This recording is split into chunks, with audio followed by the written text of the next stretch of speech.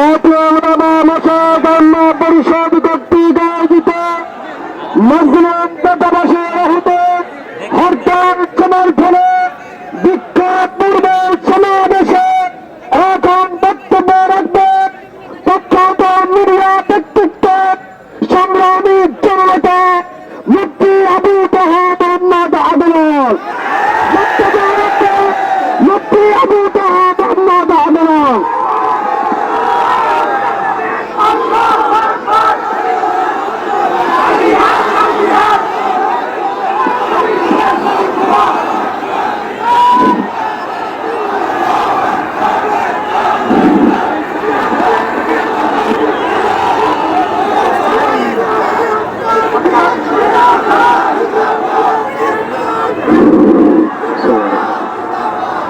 السلام عليكم ورحمة الله وبركاته.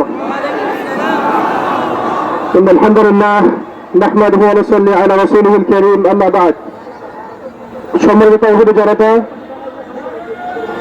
আজকে কোনো বয়ান করার মুহূর্ত নয়, কোনো বড় লেকচার দেওয়ার মতো সময় নেই, এবং আজকে বিস্তারিত কোনো কথা বলার মতো পরিস্থিতি আমাদের সামনে নেই। আর কথা অনেক হয়েছে, বয়ান অনেক হয়েছে। আমরা বিশ্বব্যাপী এই মানবতার ধ্বজাধারীদের যে অপতৎপরতা এবং আমাদের ভাইদের উপর নির্মমভাবে গুলি চালানো, শিশুদেরকে বোমের খোরাক বানানো, মা বোনদেরকে ধর্ষণ করার এই নাটক আমরা ইতিহাসে অনেক দেখেছি। কথা অনেক হয়েছে, এখন কাজ করার সময়। আজকে নীতিগতভাবে আমরা কয়েকটা কথা বলবো যে এই পরিস্থিতিতে আমরা আসলে কি করতে পারি। সর্বপ্রথম যে বিষয়টি আমি দৃষ্টি আকর্ষণ করতে চাই, সেটা আমি আমার মাননীয় এবং শ্রদ্ধেয় ওলামায়ে কেরামের দৃষ্টি আকর্ষণ করতে চাই। আমি দৃষ্টি আকর্ষণ করতে চাই ইসরায়েলের এই বর্বরতার বিরুদ্ধে একমাত্র গ্রহণযোগ্য কার্যকারী সমাধান যে জিহাদ ফি সাবিলিল্লাহ,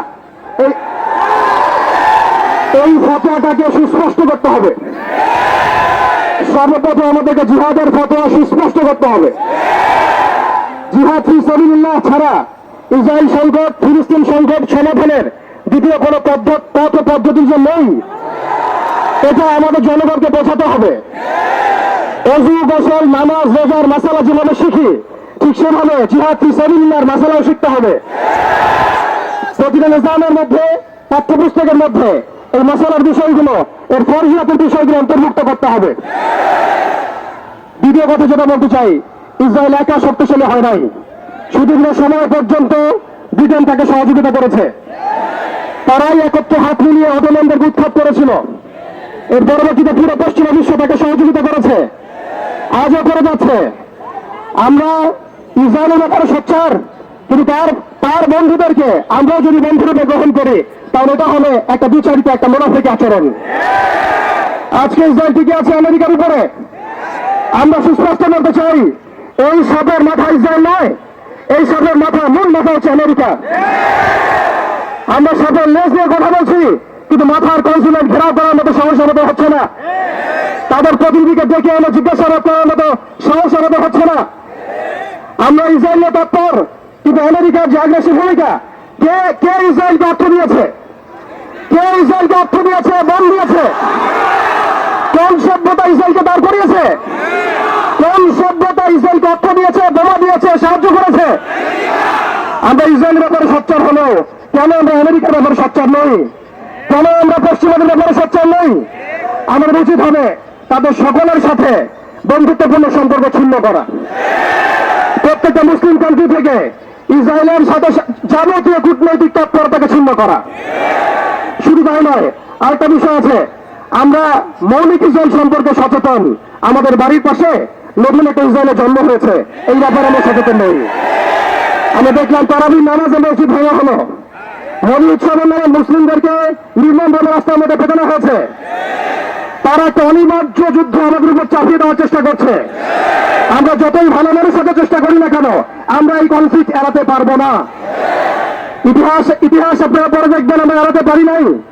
আমরা যতই ভালো এবং সুশীল সাজার চেষ্টা করি না কেন, যতই তাদের তন্ত্রমন্ত্রের পূজা করার চেষ্টা করি না কেন, যতই তাদেরকে সন্তুষ্ট করার চেষ্টা করি না কেন, তারা পশ্চিমকালেও আমাদের উপরে অনিবার্য যুদ্ধ থেকে ফিরে থাকবে না ইনশাআল্লাহ। অতএব আমাদের উচিত আমাদের জায়গা থেকে প্রস্তুতি গ্রহণ করা। এখন আমরা কি প্রস্তুতি গ্রহণ করতে পারি এটা আপনারা সবাই জানেন। আমাদের মূল প্রস্তুতি ইমানের প্রস্তুতি, আমানের প্রস্তুতি, তাজকিয়ার প্রস্তুতি, অর্থনৈতিক প্রস্তুতি, এবং সবচেয়ে বড় কথা, বাংলাদেশকে যতদিন পর্যন্ত আমরা একটা মদিনা রাষ্ট্র হিসেবে কায়েম করতে পারবো না, ততদিন পর্যন্ত আমরা রাষ্ট্রীয়ভাবে এই সমস্যার সমাধান করতে পারবো না। একজন ব্যক্তি কখনো রাষ্ট্রের বিরুদ্ধে যুদ্ধ করতে পারে না, একজন ব্যক্তি কখনো রাষ্ট্রের বিরুদ্ধে যুদ্ধ করতে পারে না। কিন্তু বাংলাদেশ যদি একটা ইসলামী রাষ্ট্র হয়, পরিপূর্ণ ইসলামী রাষ্ট্র ব্যবস্থা দিতে আমরা যেতে পারি, ইনশাআল্লাহ আমরা আন্তর্জাতিকভাবে চাপ সৃষ্টি করতে পারবো। কিন্তু তাই নয়, আমাদের IMF এর বিপক্ষে আমাদের ইকোনমিক সিস্টেম দাঁড় করাতে হবে, ওয়ার্ল্ড ব্যাংকের এগেইনস্টে আমাদের ব্যাংকিং সিস্টেম দাঁড় করাতে হবে। ওদের ইউনাইটেড নেশনস ফেল করেছে, ওদের মানবতার সংগঠনগুলো ফেল করেছে, এগুলোর এগেইনস্টে আমাদের ঐক্যবদ্ধ প্ল্যাটফর্ম নিয়ে আসতে হবে। এজন্য অবশ্যই আমাদেরকে একটা ইসলামিক রাষ্ট্রের দিকে যেতে হবে। প্রিয় ভাইয়েরা, এখন কথা বলার সময় নেই, কাজ করার সময়। আমাদের শেষ করছি আমি, আমাদের চোখের পানি তাদের কোনো প্রয়োজন নাই, আমাদের মায়া কান্নার গাজাবাসীর কোনো প্রয়োজন নাই। গাজাবাসীর প্রয়োজন অর্থনৈতিক সাপোর্ট, গাজাবাসীর প্রয়োজন সামরিক সাপোর্ট, গাজাবাসীর প্রয়োজন এমন একটা জয়ী একটা ফোর্স যেটা বাহির থেকে গিয়ে বাইতুল মুকাদ্দাসকে উদ্ধার করবে ইনশাআল্লাহ। আর আপনারা ভবিষ্যৎবাণী শুনে রাখবেন, ইনশাআল্লাহ আযজা ওয়া জাল আল্লাহ রাব্বুল আলামিনের এই বান্দাদের মধ্যেই এমন একটা জয়ী এমন একটা দল আল্লাহ সৃষ্টি করে দিবেন ইনশাআল্লাহ। যেই দল, যেই জয়ীকে পৃথিবীর কোন সেনাবাহিনী ফেলাতে পারবেন ইনশাআল্লাহ। শেষ পর্যন্ত তারা বাইতুল মুকাদ্দাস মুক্ত করেই ছাড়বে ইনশাআল্লাহ। কিন্তু সময়ের অপেক্ষা। তারা আমাদেরকে অপশন দিয়েছে, হয় আমাদের দাস হয় না হলে মরো।